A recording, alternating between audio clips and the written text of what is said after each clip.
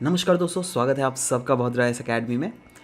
Daily current affairs आज हम लोग डिस्कस करने वाले हैं 17 अप्रैल 2022 का, जहां पर हम लोग आज का भी न्यूज़ कंसर्न करेंगे, बट साथ ही साथ जो पास्ट जो एक हफ्ते में छूट गया है या फिर होता है ना, बहुत सारे इंपॉर्टेंट आर्टिकल्स होते हैं बट कहीं कहीं छूट जाते हैं, तो उनको भी हम लोग देखने की कोशिश करेंगे। एनीवेज, सोर्सेज मेन रहने वाला वही Assam Tribune and different other national dailies. चलिए आगे बढ़ने से पहले बिल्कुल बता दूं दैट डाउनलोडिंग लिंक जो है रहेगा पीडीएफ का, वो नीचे डिस्क्रिप्शन में लगा दिया हो गया है। राइट, आप वहाँ पे कभी भी डाउनलोड इसको कर सकते हैं। And if you at all want to take admissions then any time you can contact on to these numbers of बॉदराइस अकेडमी। चलो सबसे पहले देख लेते हैं, आसाम ट्रिब्यून का ही आर्टिकल है बेसिकली। अगर आप एडिटोरियल पेज में देखिएगा ना, तो वहाँ पे रेन फॉरेस्ट रिसर्च इंस्टीट्यूट के रिलेटेड एक आर्टिकल है। तो अपने आप में ये ऑर्गेनाइजेशन इंपॉर्टेंट है, GS3 पर्सपेक्टिव में, कंजर्वेशन पर्सपेक्टिव में आप इसको बिल्कुल कंसिडर कर सकते हैं। और इसीलिए यह इसके बारे में डिस्कस करेंगे। नाउ यह है क्या, देखो यह एक वन ऑफ द 9 इंस्टीट्यूट्स है of Indian council of forestry and research and education. Now Indian council of forestry research and education है क्या, देखो यह एपेक्स बॉडी है किसका, of national forestry research system का। इनफैक्ट रिसेंटली इसको डिक्लेयर किया गया था by central government, that is by prime minister himself, that it is a centre of excellence. क्यों? क्योंकि लैंड डिग्रेडेशन रिलेटेड जितने भी सारे एक्टिविटीज होती है ना इंडिया में, वह इनके द्वारा बहुत खूबसूरत से निभाई गई ना। इसी organisation that is Indian council for forestry research and education का ही वन ऑफ द 9 इंस्टीट्यूट है, वन ऑफ द विंग है बेसिकली, आप बोल सकते हैं रेन फॉरेस्ट रिसर्च इंस्टीट्यूट। ठीक है ना, सवाल होता है ये काम क्या करती है भाई, इसका क्या मैंडेट मिला हुआ है। देखो यह जो है ना फॉरेस्ट डिपार्टमेंट्स को हेल्प करती है। कैसे? फॉरेस्ट डिपार्टमेंट को अगर कुछ भी रिसर्च पेपर्स चाहिए होता है दैट हाँ कैसे उनके नेचुरल रिसोर्सेज का सस्टेनेबल यूटिलाइजेशन किया जाए, तो सोचो कोई भी जैसे बिहार या फिर बंगाल या फिर कोई भी रीजन में फॉरेस्ट है, ठीक है, तो वहाँ पे again range officers, beat officers, इन लोगों को सेलेक्ट किया जाता है ना जी, है ना, एज एन एम्प्लॉय काम करते हैं ना, फॉरेस्ट ऑफिसर्स भी होते हैं, तो उनको भी तो हेल्प चाहिए होता है ना। वो लोग खुद से तो मतलब सर्वे करने तो नहीं बैठेंगे ना, तो उनके हेल्प करने के लिए ये ऑर्गेनाइजेशन काम करती है, रेन फॉरेस्ट रिसर्च इंस्टीट्यूट, जो कि उनको बताती है दैट देखो भाई क्या क्या आप रिसर्च मेथोडोलॉजी फॉलो करोगे जिससे हम मेक श्योर कर सकते हैं दैट वहाँ के नेचुरल रिसोर्सेज का यूटिलाइजेशन जो हो सकता है वो सस्टेनेबल वे में हो सकता है। तो सवाल होता है दैट ये रेन फॉरेस्ट रिसर्च इंस्टीट्यूट किस किस सेक्टर में काम करती है। देखो बहुत ज़्यादा डाइवर्स सेक्टर है इनका, बायोडाइवर्सिटी तो है ही, बट साथ ही साथ ecological restoration, that is eco restoration हम डायरेक्टली बोल सकते हैं इसको, बैम्बूज के सेक्टर में, अगर वुड्स ना, ये अगर त्रिपुरा जाओगे ना आप, तो त्रिपुरा का ये नेशनल ट्री है अगर, है ना, और ये अगर जो है इकोनॉमिक पर्सपेक्टिव में बहुत ही ज़्यादा इंपॉर्टेंट है। इसका इतना ज़्यादा पोटेंशियल है ना दैट आप इसको बाहर में भी एक्सपोर्ट कर सकते हो, राइट। तो एनीवेज वो सब तो कभी बाद में बात की जाएगी प्रॉपर्ली, जब भी एक क्लास मैं कोशिश करूँगा इसके ऊपर अलग से लेने को, है ना। अगर आपको भी चाहिए तो आप नीचे कमेंट सेक्शन में ज़रूर से लिख दीजिए, राइट। तो इस टाइप के कोई भी सिर्फ यही वाला टॉपिक नहीं, अगर वुड्स के बारे में ही नहीं, ऐसे कोई भी अलग भी टॉपिक्स अगर हो सके ना, तो आप नीचे कमेंट सेक्शन में एटलीस्ट लिख लीजिए, क्योंकि अगर आप लिखिएगा तो हम जान पाएंगे दैट हाँ आपको वो टॉपिक चाहिए। और वैसे टॉपिक कोशिश कीजिएगा जो कि ज़्यादा न्यूज़ में हो, ज़्यादा ब्रॉड बेस्ड हो, ठीक है, जिससे सबका फ़ायदा हो सके। Shifting cultivation, tree improvement, soil science, microbiology, biochemistry, forest ecology, forest protection, agro forestry, biotechnology, seed technology, सब सेक्टर में जो है rain forest research institute basically उनका कॉन्ट्रीब्यूशन है, ठीक है। अभी तक उन्होंने क्या क्या किया है स्पेसिफिकली नॉर्थ ईस्ट के लिए, तो मेघालय, मिजोरम, नागालैंड, ये तीनों रीजन में जो मशरूम्स है ना उनका इन्होंने प्रॉपरली सर्वे किया है।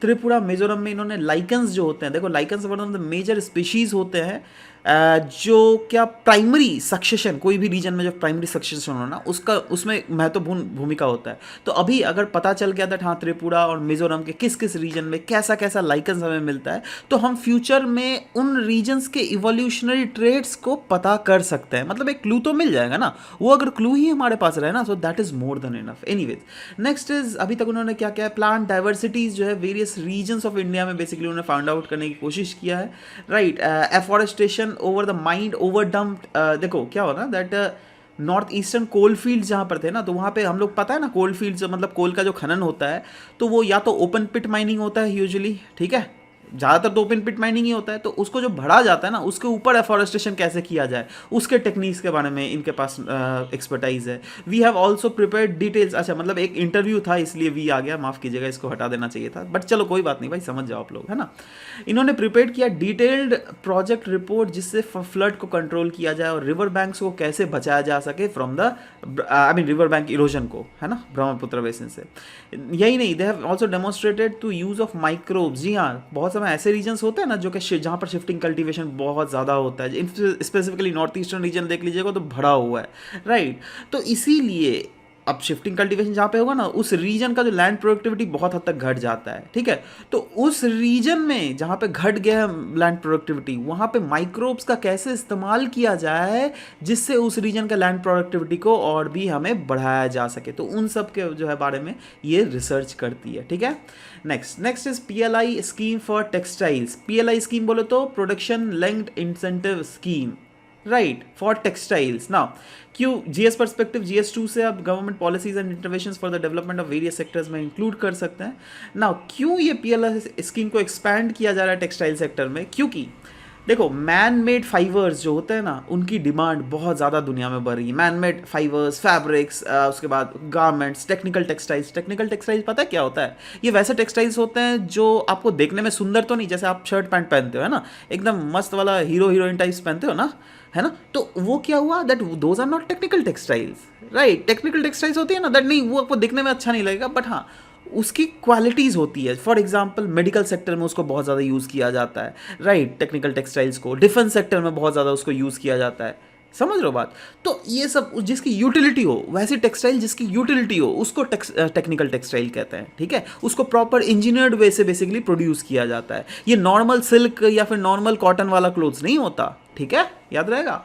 चलो, एनी पर्सन और कंपनी विलिंग टू इन्वेस्ट, अच्छा कौन कौन एलिजिबल है PLI स्कीम के अंडर, वो चीज़ लिखा हुआ है दैट अगर कोई 300 करोड़ कोई भी मतलब इस टाइप के मैनमेड फाइबर या फिर फैब्रिक गारमेंट टेक्सटाइल सेक्टर में हो, है ना, और ये इतना रुपया खर्चा करना चाहता है in plant, machineries, equipment, civil works, है ना, to produce the products of this man made fibres, ठीक है, तो वो लोग बिल्कुल एलिजिबल है to participate in the first batch of this scheme, right. In fact under production linked incentive scheme centre जो है वो सब्सिडाइज करेगी एलिजिबल मैन्युफैक्चरर्स को by paving the incentives on incremental productions, ठीक है। It has immensely boost to the domestic manufacturing and preparing the industry for making a big impact in global markets in synchronisation with the spirit of Aatmanirbhar Bharat. यार वही चीज़ है, मतलब ये सब क्या है ना, दैट अगर आप मेंस में लिख रहे हो, so these are the flowery words which you can use actually, right, that Atmanirbhar Bharat को सक्सेस करने के लिए मेक इन इंडिया आप इंक्लूड कर सकते हो, है ना, इसकी सक्सेस के लिए ऑफकोर्स। उसके बाद मोर ओवर अगर आप देख लीजिएगा टेक्सटाइल सेक्टर इसमें इतना भी इसलिए भी ज़्यादा पुश दिया जा रहा है क्योंकि हमारे कॉम्पिटिटर्स बांग्लादेश, है ना, बहुत आगे हमसे निकल गए, वियतनाम, राइट, बहुत हमसे आगे निकल गया, तो इनको भी तो कॉम्पीट देना पड़ेगा ना, है ना, तो इसीलिए भी इस टाइप के स्कीम्स लाया जा रहा है। नेक्स्ट इज नाटो इनलार्जमेंट के रिलेटेड न्यूज़ है, क्योंकि रशिया ने बिल्कुल वार्न कर दिया है फिनलैंड और स्वीडन को दैट देखो भाई आप अगर नाटो को ज्वाइन करोगे, है ना, तो यूरोप में बहुत ज़्यादा डिस्टेबिलिटी हम लोग फैला देंगे, सिंपल सा बात है, क्योंकि हमारे सिक्योरिटी के लिए खतरा है ना। ये क्या है, ये वाला रीजन जो है ना, ये है रशिया, ठीक है, यह वाला है बेलारूस, ठीक है, बेलारूस, ये यूक्रेन जहाँ पे अभी रशिया का अटैक चल रहा है, ठीक है। तो एनीवेज इस अब रशिया देखो क्या है ना, दैट बहुत सारे ऐसे रीजन्स है which have not joined NATO. NATO stands for North Atlantic Treaty Organization. यह एक मिलिट्री ग्रुपिंग है जहाँ पे वेस्टर्न कंट्रीज जो है एक साथ आ जाती है, और कहीं पर भी सोचो कल को अगर रशिया ने जर्मनी पर अटैक कर दिया तो पूरी वेस्टर्न कंट्रीज इंक्लूडिंग US वो भी मानेगी दैट हाँ हम पर भी अटैक हुआ है, राइट। तो अगर किसी पर भी अटैक होगा तो USA सबको ये सब जो है एक साथ आ जाएंगे और उस पर अटैक करना स्टार्ट कर देगी, समझ रहे हो बात। तो इसी अब क्या है ना, दैट पहले जो है पहले सिर्फ 12 कंट्रीज ही थे नेटो में इनिशियल स्टेजेस में, राइट, बट धीरे धीरे बढ़ते बढ़ते बढ़ते बढ़ते अभी 30 कंट्रीज हो गए हैं, ठीक है। ये सब कंट्रीज तो बाद में इंक्लूडेड हुआ भाई, ये सब था ही नहीं समझ रहे हो बात। तो ये सब अभी रिसेंटली इंक्लूडेड हुआ है ना, तो इसी अब देखो मतलब क्या पहले इस रीजन में था, अभी धीरे धीरे एकदम रशिया के तरफ नेटो एक्सपैंड हो रहा है, तो रशिया का कभी भी इसको बर्दाश्त करेगा जी, कॉमन सेंस लगाओ ना, है ना। अभी रिसेंटली यूक्रेन होने वाला था, तो इसीलिए रशिया का खतरा है भाई, मतलब सिक्योरिटी पर्सपेक्टिव में, इसलिए रशिया ने बोला देखो हम लोग इसको बर्दाश्त नहीं करेंगे, वी विल रिवर्ट बैक, इसीलिए उन्होंने अटैक किया है। बट एनीवेज उन्होंने साथ ही साथ आपका जाके स्वीडन, फिनलैंड को भी वार्निंग दे दिया दैट आप भी अगर नेटो में जाने की कोशिश कीजिएगा तो बाल्टिक सी में हम लोग अपने न्यूक्लियर मिसाइल्स जो है, न्यूक्लियर वेपन्स वहाँ पर खड़ा कर देंगे, ठीक है। वो आपके सिक्योरिटी के लिए बहुत ही ज़्यादा खतरा हो जाएगा ना। सवाल होता है why is Russia demanding NATO and United States today. अभी क्या डिमांड कर रही है रशिया नेटो से और यूएसए से? देखो रशिया कुछ नहीं, सिंपली एक लीगली बाइंडिंग एग्रीमेंट साइन करना चाहती है जहाँ पर एक्सप्लिसिटली यह लिखा हो दैट एक्स सोवियत स्टेट्स, जैसे यूक्रेन, ये क्या है? एक्स सोवियत स्टेट ही है। बेलारूस, ये क्या है? एक्स सोवियत स्टेट था, पहले ये यूएसएसआर का पार्ट था। 1991 में जब यूएसएसआर टूट गई ना, तब ये लोग जो है बिखर गए। तो इनको और किसी को भी आप मेंबरशिप नहीं दीजिएगा नेटो का, ठीक है। क्योंकि अभी क्या है ना, नेटो यहाँ तक है, बीच में कुछ कुछ ऐसे स्टेट्स है जो कि बफर स्टेट का काम कर रहा है, उसके बाद यहाँ पर आ जाता है रशिया, ठीक है। अब देखो, अब रशिया भी क्या दिमाग लगा रही है, बाई चांस सोचो कल को, देखो फ्यूचर में कभी ना कभी मुझे जहाँ तक लग रहा है सचमुच का एक बार तो लड़ाई हो गई रशिया के नाटो के साथ, ठीक है। तो अगर लड़ाई हो गया तो नाटो जो भी मिसाइल्स दाग रही है, तो एक बीच में बफर स्टेट होना चाहिए रशिया के लिए भी, ठीक है, जिससे रशिया का भी जो S-400 वो इस मिसाइल को अटैक करे तो यहीं पर ध्वस्त कर दे। तो ये जो बाई चांस सोचो न्यूक्लियर भी होगा ना, तो ये न्यूक्लियर जो है बीच वाले स्टेट्स में कहीं गिर जाएगा, जिससे रशिया सेफ हो जाए। रशिया का यही सोच है कहीं ना कहीं। देखो बफर का मतलब ही यही होता है, ठीक है। तो ये सब चीज़ जो है कहीं ना कहीं रशिया डिमांड कर रही है दैट देखो अब देखो अगर नाटो यहाँ पे हो जाए तो यूक्रेन में ही तो मिसाइल आ जाएगा ना, फिर रशिया को डिफेंडिंग कैपेबिलिटीज़ बहुत हद तक टफ हो जाएगी रशिया के लिए, ठीक है। तो इसीलिए यही बेसिकली रीजंस है जिसके कारण ये हमें वॉर देखने को मिल रहा है, और यही बेसिक जो डिमांड है दैट हाँ आप उसको फैलाइए मत। It would block both signatories from deploying military assets in areas outside there national border. जैसे मैंने बोला ना दैट अगर यूक्रेन इसका पार्ट हो जाता है तो कल तो नाटो यूक्रेन में भी न्यूक्लियर मिसाइल लगा देगी ना, तो यही चीज। नेक्स्ट ब्लैक सी के बारे में न्यूज़ है। क्यों न्यूज़ है बताया? क्योंकि रिसेंटली आपको पता है दैट यूक्रेन ने ब्लैक सी में रशिया का एक शिप को डुबा दिया, राइट। नाउ ब्लैक सी को हम लोग युगजीन सी भी कहते हैं ना, इसको आपको बिल्कुल याद नहीं रखना है, कभी भी कोई भी एग्जाम में शायद ही पूछा जाएगा युगजीन सी, राइट। तो ये सब टेक्निकल में ज़्यादा मत जाइए, but anyways it is located between eastern Europe and western Asia. जी हाँ, ये क्या है? ईस्टर्न यूरोप पार्ट है, राइट। ये रशिया, जॉर्जिया, ये क्या है? वेस्टर्न एशिया पार्ट है, राइट। अब ये ब्लैक सी जो है ये ईस्टर्न यूरोप और वेस्टर्न एशिया के बीच में ही हमें दिख रहा है, क्लियर सा बात है। यहाँ पे टर्किश स्टेट सिस्टम है, देखो ये टर्की है, ठीक है, ये टर्की है, जो क्या ये वाला पार्ट जो है ना टर्की का, ये एशिया में लाई कर रहा है, और ये वाला पार्ट जो है टर्की का वो यूरोप में लाई कर रहा है, ठीक है। अब यहाँ पर देखो ध्यान से, ये वाला, ठीक है, देख रहे हो ये वाला पॉइंट, इस वाले पॉइंट को कहते हैं बॉस्पोरस स्ट्रेट, ठीक है। ये हो गया सी ऑफ मरमरा, ठीक है। और ये वाला जो होगा, ये वाला स्ट्रेट, इसको कहते हैं डार्डेनलिस स्ट्रेट, याद रहेगा। उसके बाद आ जाता है एजियन सी, ठीक है। यहाँ पे आ जाता है ब्लैक सी, यहाँ पे आ गया सी ऑफ अजोब, ये हो गया कर्च स्ट्रेट, मतलब जो क्या ब्लैक सी और सी ऑफ अजोब को जोड़ता है, ठीक है। वो सब बेसिक चीज़ें याद रहनी चाहिए।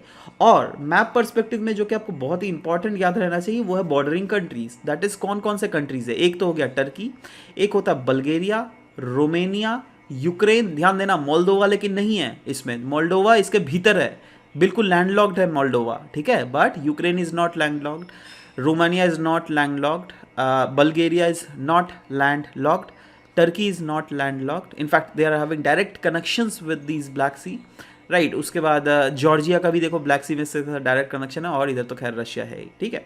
तो ये जो है 6 कंट्रीज है, ध्यान रहेगा 6 कंट्रीज है ना, ये भी याद रखना। नेक्स्ट रिसेंटली न्यूज़ था, ये बेसिकली ऐसे नॉर्मल न्यूज़ के जैसे आप ट्रीट कर सकते हैं। नागालैंड में finally 33% reservation for women allow कर दिया गया है इन सिविक बॉडी पोल्स, ठीक है। सो अभी तक सवाल होता है दैट क्या अभी तक इम्प्लाइड नहीं था, वैसे तो different other states of India में बिल्कुल 33% रिजर्वेशन है। अब देखो कुछ नॉर्थ ईस्टर्न स्टेट्स है, वहाँ पे जो है ना कुछ एग्जम्पशंस दिए गए थे। जैसे नागालैंड के लिए आर्टिकल 371A सब क्लॉज था, जिसके तहत नागालैंड को इतना राइट मिला हुआ है दैट वो अपने कस्टम्स के आधार पर एडमिनिस्ट्रेशन को चलाए, ठीक है। तो उस कस्टम के आधार पर जो है ना वो थोड़ा पेट्रियार्कल कस्टम्स था, ठीक है, तो उसको थोड़ा डाइल्यूट किया जा रहा है इन द सेंस, है ना, और इसी में 33% रिजर्वेशन वुमेन को दिया जा रहा है। अब अगर डाइल्यूट किया जाएगा तो सोचो वहाँ की जो पेट्रियार्कल लॉबी है वो तो अगेंस्ट चले जाएगी ना, अंदर नहीं भाई ये तो हमारे धर्म के साथ खेल रहे हो, धर्म के साथ खेल रहे हो, ठीक है, कोई चाहेगा नहीं ना। तो वही चीज़ है, यही ऑपोजिशन था, बट बेसिकली फाइनली जो है अभी ये मिला है दैट हाँ 33% रिजर्वेशन जो है वुमेन को बिल्कुल मिलेगा उनके सिविक पोल बॉडीज़ में, ठीक है। सो यही चीज़ है, याद रखिएगा। नेक्स्ट इज ऑयल बॉन्ड्स, ये भी न्यूज़ में था। एग्जाम पर्सपेक्टिव में GS3 इंडियन इकोनॉमी से आप इसको रिलेट कर सकते हैं। यूनियन गवर्नमेंट ने एक्चुअली बोला है दैट देखो भाई ऑयल बॉन्ड्स के कारण जो है हम लोग तेल का दाम नहीं घटा पा रहे ना। तेल का दाम क्यों नहीं घटा पा रहे, ये क्या इशू है? देखो आपको पता होना चाहिए दोस्तों, अभी जो रशिया यूक्रेन का वॉर चल रहा है उसके रिलेटेड दुनिया भर में तेल का दाम बढ़ गया है, राइट। तो तेल का दाम, जैसे तेल का मैं एक एग्जांपल ले रहा हूँ, सोचो तेल का दाम अगर 40 रुपये है ना, तो सरकार की जो टैक्स लगती है ना अलग से, तेल के ऊपर GST नहीं लगता अभी फिर, ठीक है, तो सरकार के ऊपर अगर टैक्स लगती है तो वो 80 रुपया हो जाता है ना। मतलब एक्चुअली में सरकार अगर टैक्स ना ले तो हमें आधा दाम में मिलेगा, ठीक है। तो ऐसा मैं से एग्जांपल दे रहा हूँ, ठीक है। अब सोचो इंटरनेशनल रेट्स बढ़ रहा है तेल का, ठीक है, तो और भी 20 रुपया सोचो बढ़ गया, ठीक है, तो कितना हुआ आपका 60 रुपया हो गया, है ना। अब इनका सोचो रेट है आप 50 रुपया, ठीक है, तो टोटल कॉस्ट कितना हो हमें देना पड़ेगा 110 रुपया, ठीक है। अब अपोजिशन बोल रही है दैट तेल का दाम अभी घटाइए, आप अपना टैक्स को घटा दीजिए, है ना, ये जो आप 50 रुपया टैक्स ले रहे हैं इसको घटा दीजिए तो ऑटोमेटिकली तेल का दाम घट जाएगा, है ना, जिससे नॉर्मल लोगों को रिलीफ मिलेगा। बट सरकार यहाँ पे बोल रही है दैट देखो भाई हम तेल का दाम अभी नहीं घटा सकते हैं। बहुत बड़ा रीज़न है ऑयल बॉन्ड्स ना। ऑयल बॉन्ड्स क्या है भैया, देखो क्या होता था ना दैट पास्ट में, दैट ये अभी जो सरकार एलिगेशंस लगा रही है दैट प्रीवियस गवर्नमेंट जो थी ना उन लोगों ने ऑयल बॉन्ड्स लाया था, जिससे ऑयल मैन्युफैक्चरिंग मार्केटिंग कंपनीज जो है ना उनको थोड़े पैसे दिए गए थे। एक्चुअली तब जो है ना ऑयल का दाम इतना हाई हो गया था दैट डोमेस्टिक कंज्यूमर्स दे नहीं पा रहे थे, तो सरकार ने ऑयल मार्केटिंग कंपनीज को बोला दैट आप घटा दीजिए दाम, हम आपको पैसे दे देंगे ना। अब सरकार अपने तिजोरी से डायरेक्ट तो नहीं दे सकती, इसलिए सरकार ने ये ऑयल बॉन्ड्स जारी किया था उन लोगों को, दैट एक मैच्योरिटी पीरियड रहेगा, उसमें आपको प्रॉफिटेबल मैनर में ही हम लोग मेक श्योर करेंगे दैट आपको वो पैसा मिल जाए, ठीक है। तो वो जो पैसा कहाँ से आएगा, ऑफ कोर्स सरकार को कलेक्ट करना पड़ेगा ना जी, इसलिए सरकार बोल रही है तो देखो हम अगर पैसे घटा दिए तो उल्टा और भी ज़्यादा बर्डन आते रहेगा, ठीक है। तो इसलिए फॉर द टाइम बिंग हम लोग तेल का दाम को जो है ज़्यादा घटा नहीं सकते। समझ गए बात, क्लियर है? चलो इतना जब क्लियर हो गया तब MCQs के बारे में डिस्कस करें। चलो कल कुछ MCQs पूछा था दोस्तों, वो सब देख लेते हैं। सब जैसे एक MCQ था, digital platform EDAR is related to, again clear short हमने लोगों ने करवाया था, A option was the correct answer, road accident related information इस प्लेटफॉर्म के थ्रू आपको मिल जाएगा। Consider the following statement about new laser missile defence system जो कि इजराइल के द्वारा लाया गया था। पहला स्टेटमेंट रॉन्ग था क्योंकि ये आयरन डोम नहीं, इसको आयरन बीम कहते थे, ठीक है। दूसरा स्टेटमेंट बिल्कुल सही था, इसलिए करेक्ट वाज B2 ओनली। दूसरा में अगेन यहाँ पे 2 मैच ऑफ द फॉलोइंग दिए गए थे, जिसमें पहला सही था दूसरा गलत था, तमिलनाडु था, ठीक है, तो इसलिए A will be the correct answer, ठीक है। चलो अब आज के कुछ क्वेश्चंस देख लेते हैं। देखिए कितना पढ़ा है आप लोगों ने। Recently which state in north east has finally granted 33% reservation for women in civic bodies elections. Clear सा एग्जाम्पल है, आपको अच्छे से करवाया हुआ है। अब बताइए A ऑप्शन B C या फिर D। Next is consider the following statement about world map around black sea. अच्छा ठीक है, ब्लैक सी के रिलेटेड पूछा है। Location of Dardanelles strait, Marmara sea and Bosporus strait are arranged north to south and black sea is also connected with sea of Azov by the strait of Kerch. आपको बताना कौन सा यहाँ पर सही है, A B C D, मतलब 1 only 2 only both 1 and 2, neither not 1 not 2। ने तीसरा क्वेश्चन है consider the following statement about NATO. Finland is already A NATO member. दूसरा स्टेटमेंट है Germany become the member of NATO in the year 2020। आपको बताना कौन सा सही है, 1 ओनली 2 ओनली बोथ नन, ठीक है। नीचे कमेंट सेक्शन में बिल्कुल लिखिएगा, मैं वेट करूंगा ना। आज का मेंस क्वेश्चन देख लेते हैं।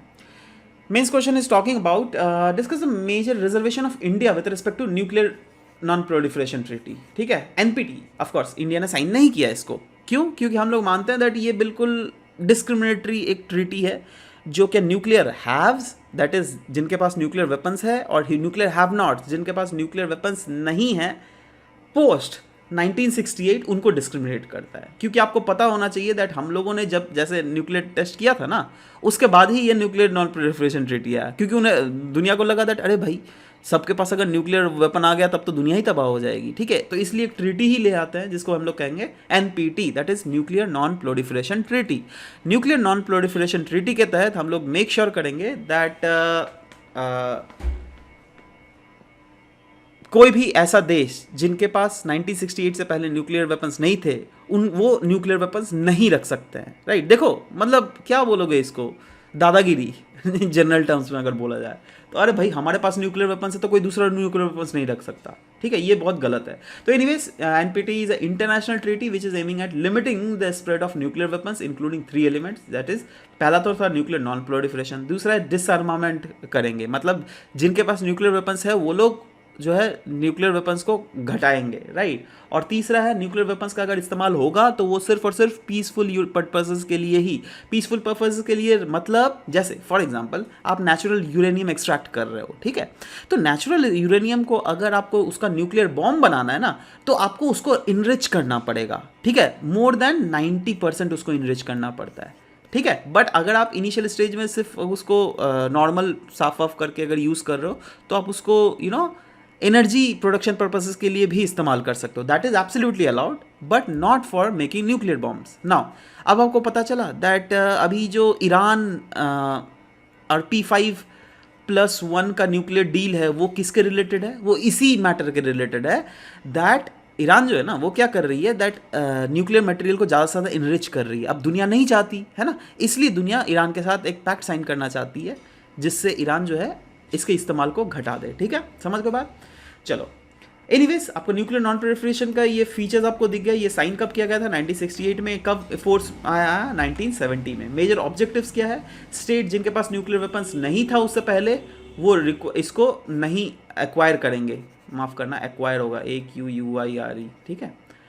State with nuclear weapons will pursue डिसआर्मामेंट, जिनके पास दैट इज P5 कंट्रीज के पास न्यूक्लियर वेपन्स था तो वो लोग डिसआर्मामेंट करेंगे। All state can access nuclear technology for peaceful purposes under the safeguards.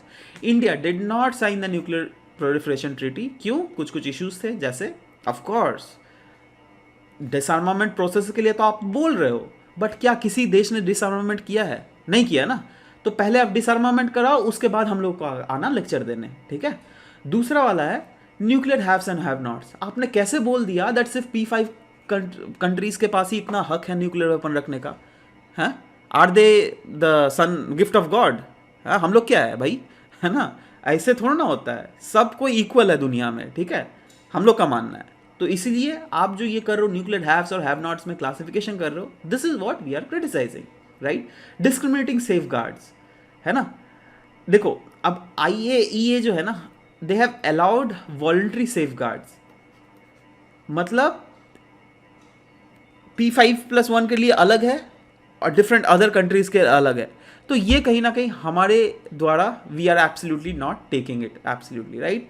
Emergence of non state actors, जैसे आप खुद सोचो पाकिस्तान फेमस है, राइट, अफगानिस्तान ने तो सीधा बोल दिया दैट हम लोग है सुसाइडल पीपल भी रखेंगे, बॉम्बर्स, ठीक है। सो अब सोचो इस टाइप के लोग जब है, राइट, पाकिस्तान के द्वारा इतना ज़्यादा टेररिज्म को प्रमोट किया जाता है, तो उस टाइप का नॉन स्टेट एक्टर्स के हाथ में अगर कल को लग गया तो क्या इसके रिलेटेड कुछ भी प्रोविज़न है, मतलब वर्ल्ड के पास, वो अगर है तो वो क्या है, उसका प्रॉपर रोड मैप बिल्कुल नहीं क्लियर है, ठीक है। तो ये सब बहुत कंसर्न्स है, and of course India is always considered NPT as discriminatory and refuse to sign it. India has opposed the international treaties aimed at non-proliferation since they were selectively applicable to non-nuclear powers.